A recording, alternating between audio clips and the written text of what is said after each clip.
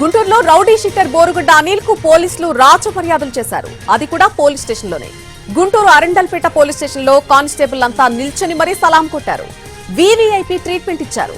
బోరుగుడ్డ అనిల్ అడగడమే తరువాయి పోలీసులు చకచకా పనులు చేసేశారు.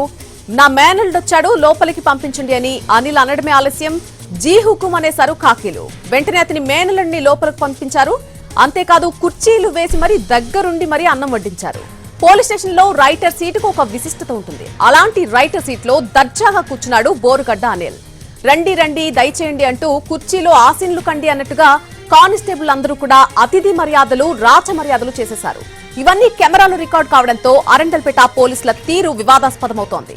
బోరుగుడ్డ అనిల్ కూర్చోవడానికే కాదు పడుకోవడానికి సైతం పోలీస్ స్టేషన్ లోనే ప్రత్యేక సదుపాయాలు ఏర్పాటు చేశారు. స్టేషన్ లో ఉన్నటువంటి బల్లపై ఒక బెడ్షీట్ పరిచారు. తల కింద దిండు కూడా ఏర్పాటు చేశారు. ఇక కప్పుకోవడానికి అయితే దుప్పట్లను కూడా ఏర్పాటు చేశారు. తాగడానికి వాటర్ బాటిళ్లు, అంతా హాయిగా గడపడానికి నిద్రపోవడానికి బోరుగుడ్డ అనిల్ కు అన్ని రకాల సదుపాయాలు ఏర్పాటు చేశారు అక్కడ.